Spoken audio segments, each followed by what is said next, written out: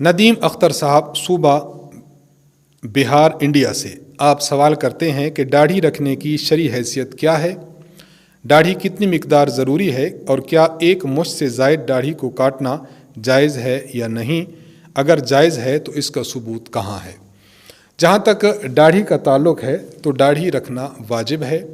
یہ احادیث مبارکہ سے واضح طور پر اس کا ثبوت ہے۔ آن حضرت صلی اللہ علیہ وسلم نے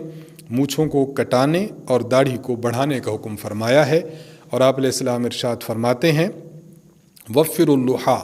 اوفر اللحا، اس طرح کے الفاظ احادیث مبارکہ میں ملتے ہیں کہ داڑھی کو بڑھاؤ، داڑھی کو بڑھا کرو۔ تو داڑھی کا بڑھانا اور داڑھی کا لمبا رکھنا یہ واجب ہے، اور واجب مقدار آپ نے لکھا کہ داڑھی کتنی مقدار ضروری ہے، ایک مشت کی مقدار داڑھی رکھنا یہ واجب ہے، اور اس سے زائد داڑھی کو اگر کاٹنا چاہے تو کاٹ سکتے ہیں۔ اور جہاں تک آپ کا سوال ہے کہ اگر یہ جائز ہے تو اس کے کاٹنے کا ثبوت، تو اس کے کاٹنے کا ثبوت احادیث مبارکہ میں ملتا ہے۔ حضرت عبداللہ بن عمر رضی اللہ تعالی عنہ کے متعلق صحیح بخاری حدیث نمبر 5892 میں مذکور ہے، کان ابن عمر رضی اللہ عنہما اذا حج او اعتمر قبض علی لحیتہ فما فضل اخذہ،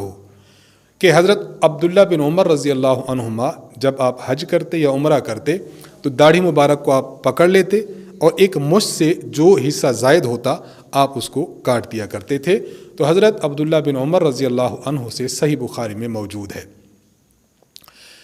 مصنف ابن ابی شیبہ حدیث نمبر 25479 میں حضرت ابو ہریرہ رضی اللہ تعالی عنہ کے متعلق مروی ہے کہ حضرت ابو ہریرہ رضی اللہ عنہ اپنی داڑھی کو ایک مشت سے زائد حصہ کاٹ دیا کرتے تھے۔ مصنف ابن ابی شیبہ میں حدیث نمبر 25473 میں حضرت ابراہیم نخعی رحمہ اللہ جو بہت بڑے تابعی ہیں، ان کے متعلق منقول ہے کہ آپ اپنے بال رخساروں سے کاٹ لیا کرتے تھے۔ اسی طرح تفسیر ابن جریر جلد نمبر 17 صفحہ نمبر 109 پر حضرت محمد بن کعب اور قرظی رحمہ اللہ تعالیٰ، اور یہ حضرت محمد بن کعب اور قرظی رحمہ اللہ یہ بہت بڑے مفسر ہیں اور بہت بڑے تابعی ہیں، اللہ تعالیٰ نے ان کو علم و عمل سے نوازا تھا۔ آپ کے بارے میں منقول ہے کہ آپ اس بات کے قائل تھے کہ حج میں داڑھی کے کچھ بال کاٹ دیے جائیں۔ اسی طرح بہت بڑے فقیہ گزرے ہیں مدینہ منورہ کے، قاسم بن محمد بن ابی بکر رحمہ اللہ تعالی۔ قاسم بن محمد بن ابی بکر رحمہ اللہ کے بارے میں